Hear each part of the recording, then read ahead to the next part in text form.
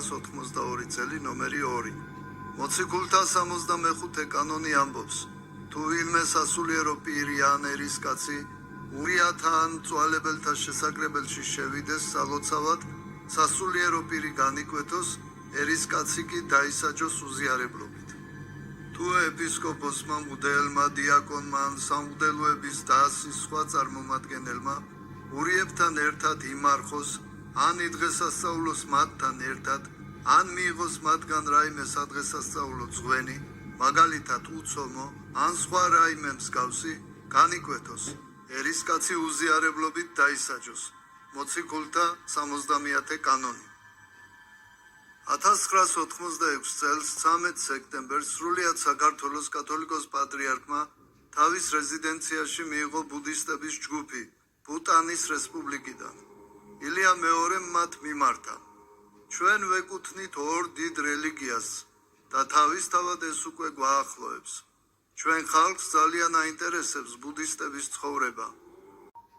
მე შემიძლია გამოგიგზავნოთ ისეთი მღვდელი, რომელიც თანაბარი სიყვარულით ილოცებს თქვენთან ერთად, როგორც მართლმადიდებლურ, ასევე კათოლიკურ ტაძარში. თქვენს მხარეში ხშირად გამათობენ, რომ მე კათოლიკი ვარ, შენ მართლმადიდებელი და ამიტომ სხვანი ვართო. ნუ და გავიწყდებათ, რომ ჩვენ ერთნი ვართ და გვწამს სამება, მამა, ძე და სული წმინდა. და თუ მაინც მოხდა რომსა და ბიზანტიას შორის განხეთქილება მე-11 საუკუნეში, ეს უფრო პოლიტიკურ ხასიათს ატარებდა და არა დოგმატურ ღვთისმეტყველურს. ჯვარი ვაზისა, 1988 წელი, ნომერი 4, გვერდი 22-42. მოდით ვნახოთ, თუ რას ამბობს ამის შესახებ წმინდა მარკოზ ეფესელი.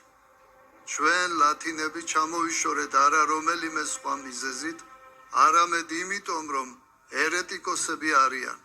ამიტომ სრულიად არასწორი იქნება მათთან გაერთიანება. ლათინები არიან არა მარტო განხეთქილების შემომტანი, არამედ ერეტიკოსებიც.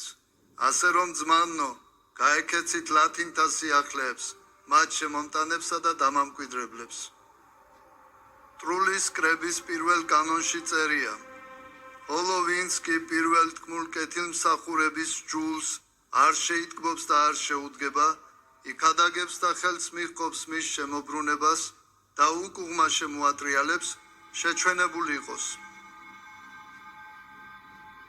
1995 წლის ოქტომბრის თვეში შედგა საქართველოს სამოციქულო მართლმადიდებლური ეკლესიის კრება, რომელსაც ესწრებოდნენ როგორც მაღალი იერარქები, ასევე სამღვდელოები და საერო პირები. ამ კრების არსი შეიძლება ერთი დიალოგით გადმოიცეს. აღელვებული მორწმუნე კაცი, ნოდარ ნათაძის სახალხო ფრონტის წევრი, სპეცრაზმის ყოფილი მაიორი, მამუკა ნოდარისძე ქუთათელაძე ეკითხება პატრიარქ ილია მეორეს: პატრიარქო, მითხარით, რა არის ეკუმენიზმი? ბოროტება თუ სიკეთე? პატრიარქმა მცირე დაღოვნების შემდეგ უპასუხა: არც ბოროტებაა და არც სიკეთე. მორწმუნემ ამის გაგონებისას პროტესტის ნიშნად კრება დატოვა. ამის შემდეგ გაიმართა კამათი ორ დაპირისპირებულ მხარეს შორის და დასრულდა ეპისკოპოსების ერთობლივი აღიარებით, რომ ისინი დადებით მოვლენად მიიჩნევენ ეკუმენისტურ მოძრაობას. აღსანიშნავია ის, რომ 1995 წლის შემდეგ საქართველოს სამოციქულო მართლმადიდებელი ეკლესიის კრება აღარ გამართულა. 1997 წლის გაზაფხულზე 5 მონასტრის წინამძღვარი ბერებთან და მრევლთან ერთად ხელს აწერდა განცხადებას მოთხოვნით, რომ ოფიციალურად დაეგმოთ ეკუმენიზმი პატრიარქსა და წმინდა სინოდს. წინააღმდეგ შემთხვევაში ისინი შეწყვეტდნენ მათთან ევქარისტიულ კავშირს. ეს 5 წინამძღვარი იყო: შიომღვიმის მონასტრის წინამძღვარი არქიმანდრიტი გიორგი პარიშვილი, ბეთანიის მონასტრის წინამძღვარი მღვდელმონაზონი ანგია ჩოხელი, ზარზმის მონასტრის წინამძღვარი არქიმანდრიტი გიორგი ხაბეიშვილი, დავითგარეჯის მონასტრის წინამძღვარი არქიმანდრიტი გრიგოლ კობახიძე და ქვაბთახევის მონასტრის წინამძღვარი არქიმანდრიტი ბასილი მაჩიტაძე. აქვე უნდა აღინიშნოს, რომ ამ აღმსარებელი მამების ხელმძღვანელი და ორგანიზატორი იყო ცნობილი არქიმანდრიტი მამა ივანე შეკლაშვილი.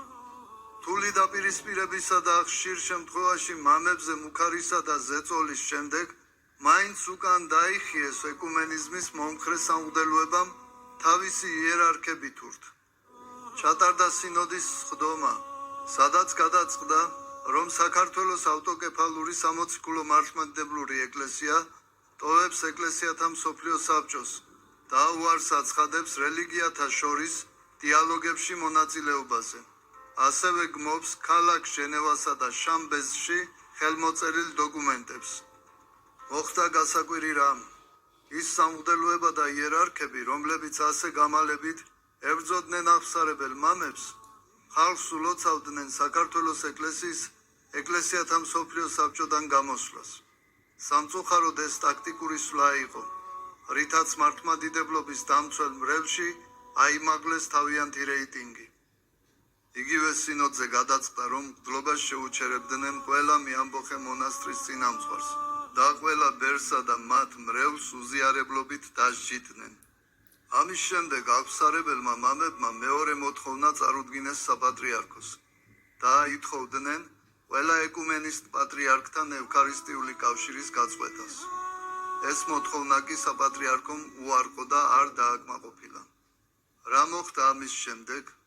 მოხდა სავალალო შეცდომების დაშვება ორივე მხრიდან. ჯერ ერთი პატრიარქი და სინოდი უკანონოდ და უსამართლოდ მოექცა ხსენებულ მამებს და მრევლს, როცა ისინი დასაჯა მღვდლობის ჩამორთმევით, მრევლი კი უზიარებლობით. აქ საჭიროც არაა დიდი სჯულის კანონების მოშველიება, რადგან მარტივი ასახსნელია საქმის ვითარება ერთი კითხვის დასმითაც კი.